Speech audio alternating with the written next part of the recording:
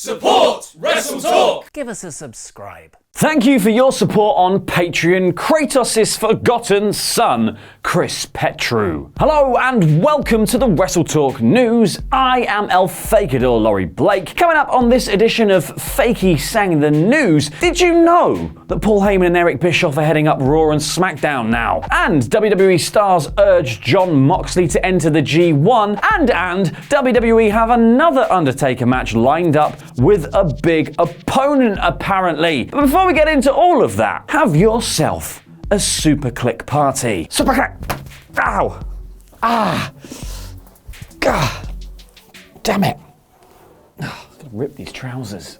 Wah. By lion salting like, suplexing subscribe and muscle busting the bell icon to enable notifications. And leave us a comment down below to answer our question of the day. If, God forbid, Undertaker does have to have another WWE match, who should it be against? And you can also click the eye above my head to become one of our awesome pledge hammers on Patreon, and you too could get a shout out at the start of a video just like Kratos' forgotten son, Chris Petru. Nowie wowie, on with the news, and it kicks off with the best damn thing in WWE right now, despite the fact he hasn't actually wrestled yet, Bray Wyatt. And even though he's still trapped in the Firefly Funhouse, he's been making some fun for himself outside of that, tweeting just about anyone for a laugh. Chris Jericho, Matt Hardy, some idiot called Adam Pacitti, hello Pacitti. And now also The Rock, saying, I wanted you to know I forgive you for exploiting my love for frozen pizza pockets in front of the world's largest wrestling crowd. Through therapy and the Muscle Man dance, I'm all better now. P.S. Jumanji was fire emoji. Jumanji was better than it had any right to be. Now, Jumanji withstanding, this all harks back to WrestleMania 32 and the Wyatt family attempting to jump The Rock after the 6-second Eric Rowan beatdown, only for John Cena to make the save. And Bray has been systematically tweeting stars he's had in-ring beef with in the past,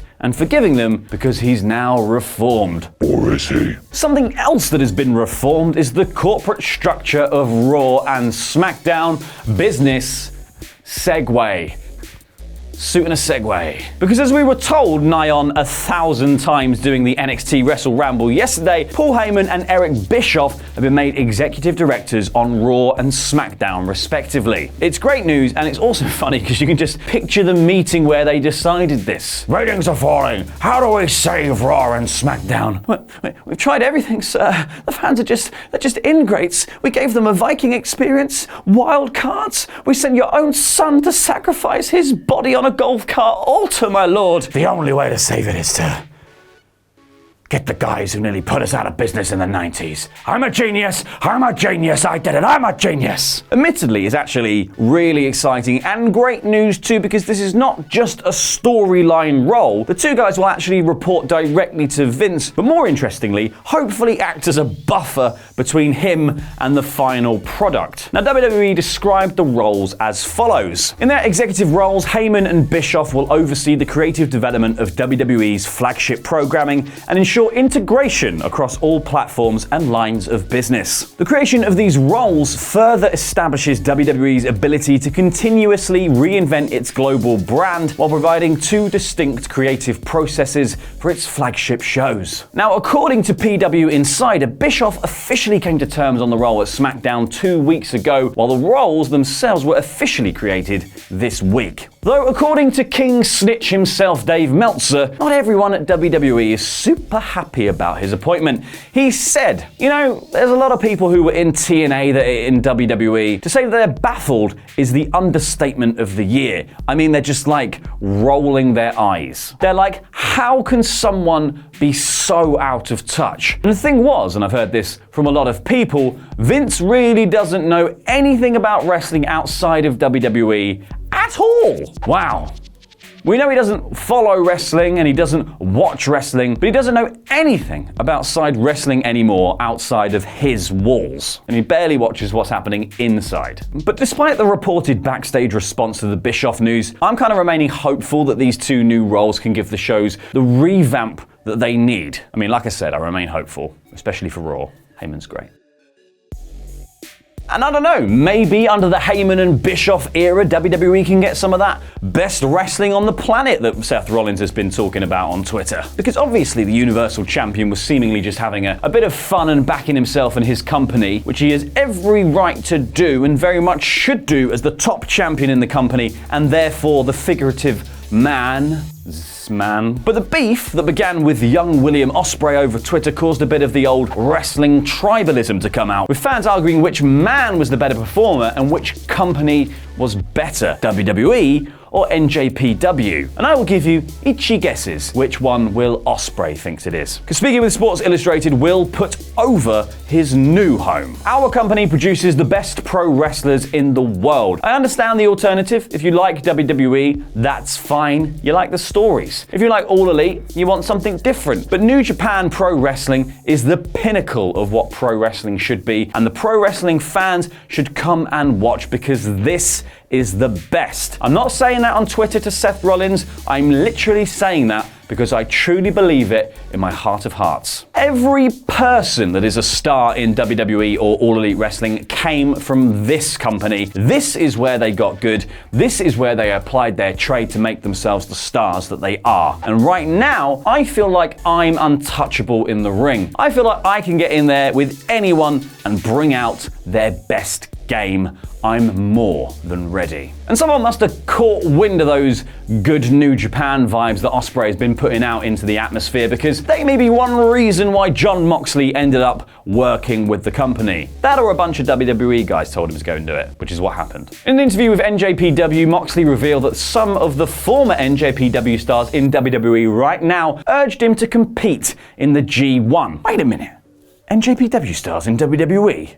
Ospreay was right. Anyway, Moxley said, well, Shinsuke Nakamura is in WWE and doing very well. Oh, is he, John? He did leave in April though, so I guess you wouldn't know. And neither do we, to be honest, because he's only had dark matches. From his Instagram, he's done a lot of surfing. Anyway, Moxley continued, I never got to wrestle him sadly, but he heard that I was likely going over to be in the G1, and he was very pleased. He said it was a great life experience. Carl Anderson, who I've actually been friends with since I was 18, since we're both from Cincinnati, I asked him about the G1. A few others as well, and everybody was great and said, yeah, go for it. So while Moxley was eager to get out of WWE, not everyone is so keen on leaving, even if we all kind of want them to. I'm obviously talking about Brock Lesnar, who has been much talked about recently, as most people thought he would be done with WWE at WrestleMania 35. And that wasn't the case though, was it? And instead, it was a different case that was the case. It was the beef case. Beef. Because now that Brock is Mr. Beast in the bank, people have been wondering about how long he would have re-signed with the company for. Well, the Wrestling Observer newsletter suggests that Brock has signed a 1-year deal with the company, unlike the 5-year deals that WWE is locking most of its other talent into at the minute. Now, Brock's deal is expected to expire somewhere around May or June next year, but no date has been made public. But you kind of got to imagine that in that time he'll be holding onto the briefcase for at least a while longer and repeatedly teasing cash-ins, because that way WWE don't need to figure out an actual storyline for him just yet. But when they do, hopefully the new executive directors are in place and Paul Heyman can now write his own pratfalls to distract Brock so much that he doesn't cash in. That was weird, wasn't it? That was very strange. Gossip Shark Meltzer also scooped some backstage news on The Undertaker's match at Extreme Rules, which many thought was a way to wash the bad taste out of his mouth after the donk fest at Super Showdown against Goldberg, which was something Booker T recently said on his podcast. No one thought we would see him this soon, but me personally,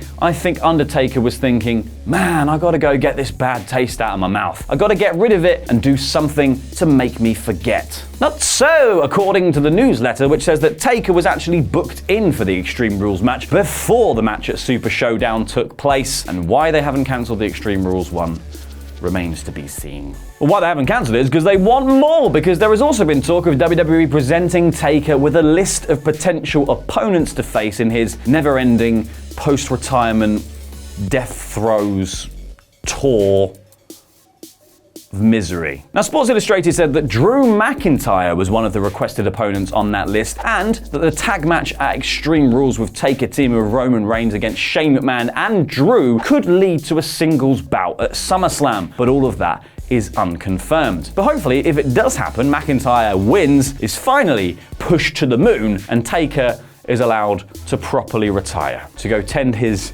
graveside allotment. However, the Wrestling Observer newsletter refutes Sports Illustrated claims and says that no such list has been presented to Taker, so maybe he'll be picking his own opponent instead, or just finally be allowed to rest in peace and see Post Malone at his leisure. Thank you for watching, and thank you to all of the names scrolling away beneath me for being our awesome pledge hammers on Patreon. You too could be one of them by just clicking the Patreon button that is on screen now, and why not keep that super click party going by hitting like, subscribe, and the bell icon if you haven't already, and check out more wicked WrestleTalk videos that are over there on that side of the screen right now.